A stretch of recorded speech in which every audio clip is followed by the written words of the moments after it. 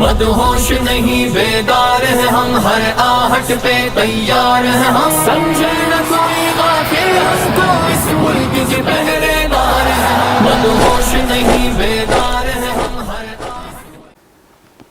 السلام علیکم ورحمۃ اللہ وبرکاتہ۔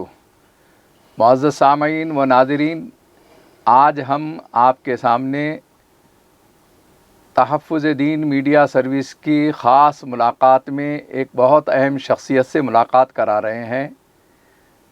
ہماری خوش نصیبی ہے کہ ہندوستان کے مایہ ناز عالم دین، دینی و عصری تعلیم کے حسین امتزاج رکھنے والی شخصیت میرے شیخ محترم مفکر اسلام حضرت مولانا محمد ولی رحمانی رحمۃ اللہ علیہ کے جانشین اور ان کے صاحبزادے حضرت مولانا ڈاکٹر احمد ولی فیصل رحمانی دامت برکاتہم ہمارے درمیان میں آج موجود ہیں اور ہم ان سے کچھ گفتگو کریں گے۔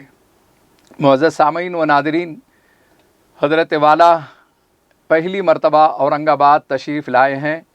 خاص سفر تو رحمانی 30 کے سلسلے میں خلد آباد جا رہے ہیں اور ایک مختصر وقفے کے لیے تحفظ دین میڈیا سروس میں یہ تشریف لائے اور ان کی دعائیں ہمیں ملی اور ان کے مشورے ہمیں ملے ہیں۔ ہم اپنی بات کا آغاز کرتے ہیں۔ حضرت مولانا ڈاکٹر احمد ولی فیصل رحمانی دامت برکاتہم سے آپ کا استقبال ہے تحفظ دین میڈیا سروس کے اس خاص ملاقات شو میں۔ جزاک اللہ خیر، بہت شکریہ حضرت، میرے ذہن میں بہت سارے سوالات ہیں لیکن آپ کو جانا ہے، اس لحاظ سے میں مختصراً 2-3 سوالات کروں گا۔ پہلا سوال یہ ہے کہ مفکر اسلام حضرت مولانا محمد ولی رحمانی رحمۃ اللہ علیہ نے بہت بڑی ذمہ داری آپ کو سونپی ہے، اپنا جانشین بنایا ہے، تو میں یہ پوچھنا چاہ رہا ہوں کہ خانقاہ رحمانی اور جامعہ رحمانی کے سلسلے میں آپ کے ذہن میں کیا خاکہ ہے کہ اس کو کس طریقے سے آپ ترقی پر پہنچا سکتے ہیں؟ بسم اللہ الرحمن الرحیم، نحمدہ ونستعینہ ونصلی علی رسولہ الکریم۔ بہت بہت شکریہ آپ لوگوں کا کہ آپ نے یہ موقع عطا فرمایا، الحمدللہ۔ جامعہ رحمانی الحمدللہ رب العالمین والد صاحب کے زیر سایہ بہت ترقی کی الحمدللہ، اور والد صاحب نے ہی اس میں ایک شعبہ قائم کیا تھا دارالحکمت کا، اور الحمدللہ آج اس کو بھی 10 سال تقریباً ہو گئے ہیں الحمدللہ رب العالمین۔ مولانا منگیری رحمۃ اللہ علیہ نے 1894-95 میں چند مکتوبات لکھے تھے جو بعد میں شائع بھی ہوئے۔ جامعہ رحمانی کا مقصد عین وہی ہے اور جامعہ رحمانی کی کامیابی بھی وہی ہے۔ حضرت مولانا رحمۃ اللہ علیہ نے یہ خواب دیکھا تھا کہ بچوں کو عربی سے نزدیک کیا جائے، قرآن سے نزدیک کیا جائے اور ان کو دین کا داعی بنایا جائے۔ جامعہ رحمانی کی اصل کامیابی اسی وقت ہے جب ہم بچوں کو عربی سے نزدیک کر سکیں، قرآن سے نزدیک کر سکیں اور دین کا داعی بنا سکیں، اور انشاءاللہ ہم لوگ والد صاحب نے اس کام کو کیا اور اس کام کو ہم لوگ آگے بڑھائیں گے انشاءاللہ۔ اس سلسلے میں خانقاہ رحمانی کی بھی ایک ذمہ داری آپ پر آئی ہوئی ہے، اور ماشاءاللہ اللہ تعالیٰ نے آپ سے دنیاوی اعتبار سے امریکہ کے اندر ایک بہت بڑا کام لیا ہے۔ یعنی وہاں کی ایکٹیویٹیز میں آپ اتنے بڑے مقام اور منصب پہ تھے، تو دینی اعتبار سے، داعیانہ اعتبار سے وہاں کچھ یعنی کام آپ نے جو کیا ہے اس کا تذکرہ فرمائیں، اور خانقاہ رحمانی کو تصوف کے لحاظ سے یعنی جو ہے آپ کس طریقے سے پروان چڑھائیں گے؟ الحمدللہ امریکہ میں کام کرنے کا ایک فائدہ یہ ہوا کہ دین کو نکھارنے کا موقع ملا۔ جب آپ ایک ایسے سوسائٹی میں کام کر رہے ہوں جہاں آپ کو دعوت دینے کا موقع ملتا ہے، اور آپ جب دعوت کے کام میں جوڑتے ہیں تو اس سے خود آپ کی صفائی ہوتی ہے، تو اس سے بڑا فائدہ ہوا۔ اسی ضمن میں الحمدللہ رب العالمین مسلمان بچوں اور بچیوں کے لیے ایک اسکول قائم ہوا، اور پھر اس کے بعد اللہ تبارک تعالیٰ نے ایسا کیا کہ اس اسکول کی صدارت بہت زمانے تک ابھی بھی میرے پاس ہے الحمدللہ رب العالمین، اور میں اس کی خدمت انجام دے رہا ہوں. یہ اسکول پری کے سے لے کر کے 12ویں جماعت تک کا ہے، جس میں ہم لوگوں نے بچوں کو عربی اور اسلامی تعلیم کے ساتھ ساتھ جدید تعلیم یعنی سائنسز میں فزکس، کیمسٹری، بایولوجی، میتھس وغیرہ تمام چیزیں جو ہیں ان دونوں کا ایک بہترین امتزاج کے ساتھ اس کو اسکول کو قائم کیا ہے. اس کا امریکہ کے کس شہر میں ہے؟ امریکہ کے لاس اینجلس. یہاں کی لاس اینجلس اگر کہوں تو زیادہ لوگوں کو سمجھ میں بات آئے گی، یعنی اس کو پومونا یا کسی اور جگہ کہنے کے نسبتاً. اچھی بات یہ ہے الحمدللہ کہ اس اسکول کے جو فارغین ہیں اس میں 90% سے زیادہ، بلکہ جہاں تک مجھے یاد ہے 100% بچے جو ہیں وہ ٹاپ 1% یونیورسٹی میں گئے ہیں الحمدللہ، جن کے پاس اسلام بھی تھا، جن کے پاس عربی بھی تھی، جن کے پاس انگریزی بھی تھی اور سائنسی علوم بھی تھے الحمدللہ. اور یہ ان یونیورسٹیز میں جا کر کے اسلام کی دعوت دے رہے ہیں. اللہ کا شکر. حضرت مولانا محمد ولی رحمانی رحمۃ اللہ علیہ نے آپ کی جو تربیت فرمائی ہے اس سے الحمدللہ بخوبی اندازہ یہ لگتا ہے کہ آپ ان دینی درسگاہوں کو اس نظریے سے بھی سوچتے ہیں جو حضرت کی منشا اور مطابق ہے، کہ آپ دینی اور عصری تعلیم کو ایک ساتھ ساتھ لے کر چلنا چاہتے ہیں. اس میں آپ نے سنا ہے کہ میں نے سنا ہے کہ آپ نے جو ہے جامعہ ازہر سے بھی اس کا الحاق کروایا ہے، اس کی کیا شکلیں ہیں؟ الحمدللہ جب ہم لوگوں نے دارالحکمت کو قائم کیا، جب حضرت رحمۃ اللہ علیہ نے دارالحکمت قائم کیا تو اس کا جو اولین مقصد تھا وہ داعی بنانا ہے. اب ہم یہ کیسے کرتے ہیں؟ تو ہم لوگوں نے اس میں یہ کام کیا کہ تدریسی زبان پہلی جماعت سے عربی رکھ دی.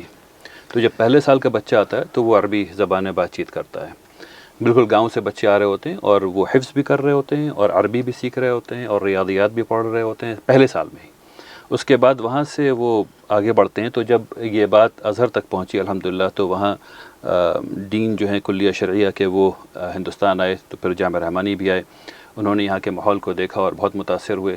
پھر اس کے بعد بات چیت چلتی رہی الحمدللہ. بات یہاں تک آئی کہ ہمارا اب الحمدللہ جامعہ رحمانی کا معادلہ ازہر کے ساتھ ہو گیا ہے. ہمارے بچے جو فارغین وہاں سے فارغ ہوں گے وہاں سے، وہ سیدھے ازہر جا سکتے ہیں اور وہاں تعلیم شروع کر سکتے ہیں. یعنی انہیں ازہر جا کر کے پھر 2 سال اپنا وقت وہاں لگانے کی اور پھر اس کے بعد بیکلوریوس میں ایڈمیشن لینے کی ضرورت نہیں ہوگی. وہ سیدھے بیکلوریوس میں ایڈمیشن لے سکیں گے الحمدللہ. ماشاءاللہ. بہت سارے لوگ یہ سمجھتے ہیں کہ آپ دنیاوی تعلیم میں بہت اعلیٰ مقام حاصل کرے ہوئے ہیں، لیکن ابھی حال میں ایک آپ کی ویڈیو آئی تھی جو عربی میں آپ خطاب فرما رہے تھے. تو یہ کیسے ممکن ہوا کہ آپ دنیاوی تعلیم کے بعد جو ہے عربی میں اتنی مہارت آسانی سے حاصل کر سکے؟ الحمدللہ رب العالمین. میں میری ابتدائی تعلیم عربی کی جامعہ رحمانی میں ہوئی اور اسلام کی بھی ابتدائی تعلیم جامعہ رحمانی میں ہوئی پر دادا با رحمۃ اللہ علیہ کے ہاتھوں، پھر والد صاحب سے سیکھا.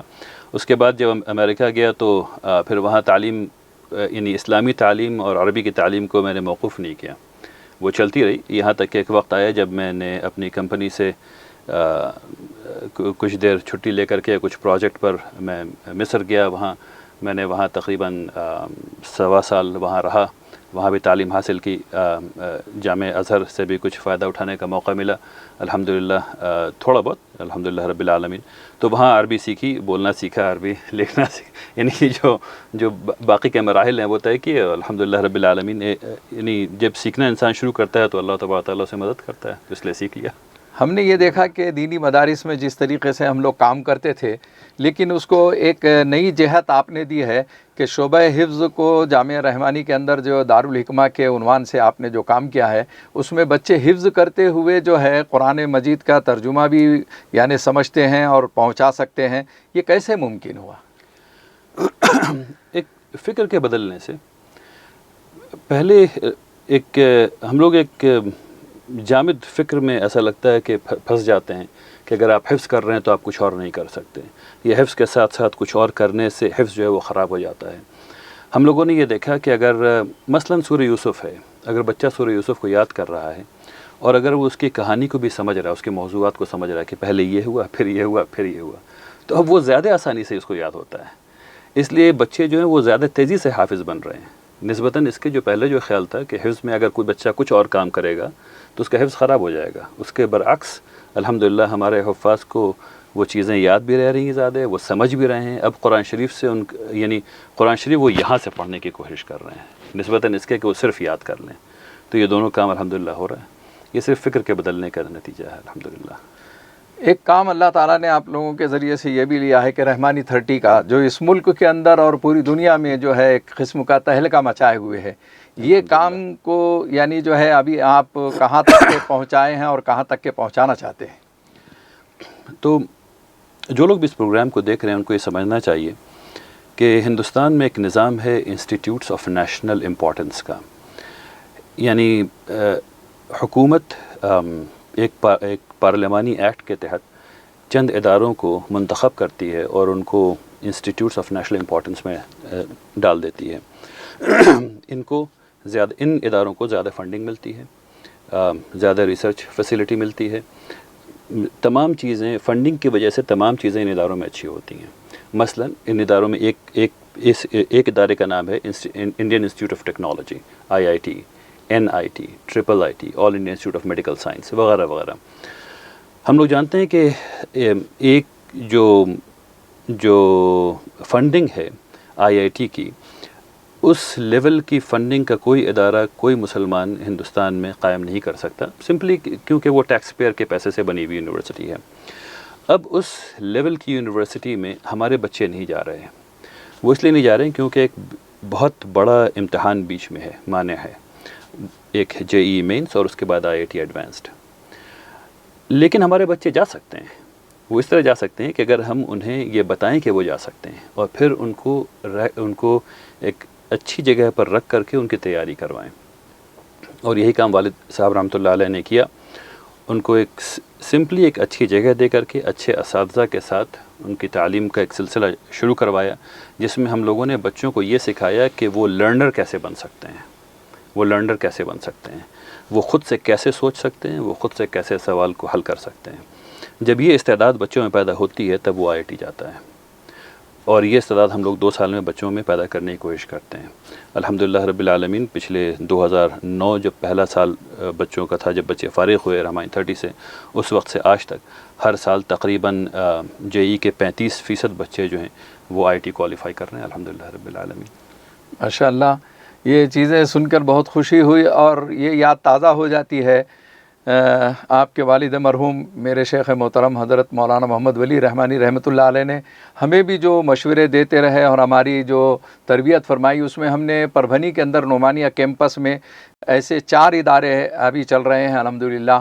ایک طرف تو لڑکیوں کو دورہ حدیث تک کے ہم پڑھا رہے ہیں، دوسری طرف ایک یتیم خانہ لڑکیوں کا چلا رہے ہیں، اور تیسری بات یہ ہے کہ وہاں ایک انگلش میڈیم بھی اسکول ہے اور اردو میڈیم بھی اسکول ہے. یہ 4 ادارے وہاں چلتے ہوئے اب ہم یہ اس سلسلے میں جو ہے یہاں اورنگ آباد میں ایک کام کیے ہیں.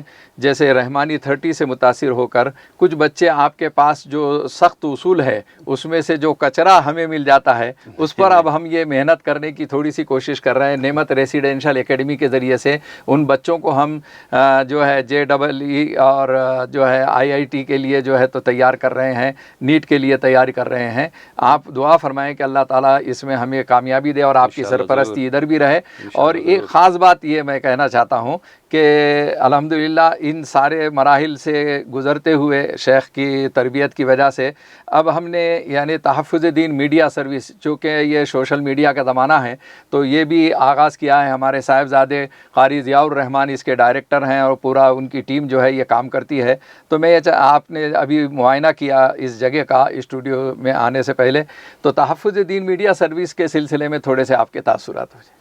الحمدللہ مجھے دیکھ کر بہت خوشی ہوئی. آپ کا ریسرچ کا کمرہ اور پھر وہ اسٹوڈیو اور پھر جہاں ٹیم بیٹھتی ہے اور ایڈٹ کرتی ہے، یہ تمام چیزیں بتاتی ہیں کہ مسلمانوں میں ہندوستان میں تبدیلی آ رہی ہے الحمدللہ رب العالمین. اور اگر ہم لوگ اپنی آواز کو، اپنی بات کو، اپنے فہم کو لوگوں تک پہنچا سکیں تو اس سے بہتر اور کچھ نہیں ہے. ایک بہت بڑا گیپ ہے جو مسلمانوں اور دوسرے لوگوں میں موجود ہے. ہم اپنی بات کہہ نہیں پا رہے ہیں اور وہ ہماری بات سن نہیں پا رہے ہیں. تو ایٹ لیسٹ کم سے کم ہم یہ کر سکتے ہیں اس قسم کے ادارے سے کہ اپنی بات کہہ دیں تاکہ سامنے والا ایٹ لیسٹ اس کو یہ موقع نہ ملے کہنے کا کہ آپ نے کہا ہی نہیں، تو ایٹ لیسٹ ہم کہہ تو دیں. تو اس قسم کے ادارے سے ہم لوگ یہ کام ضرور کر سکتے ہیں الحمدللہ.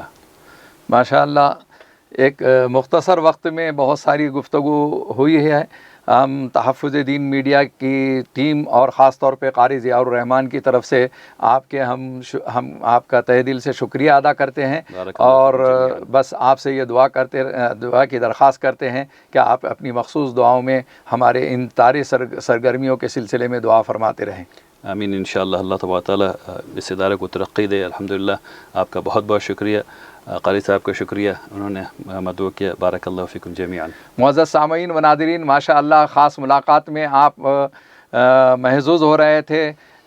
حضرت مولانا ڈاکٹر احمد ولی فیصل رحمانی دامت برکاتہم جو مونگیر سے تشریف لائے اور ہمیں عزت افزائی ہماری اور حوصلہ افزائی فرمائی ہے.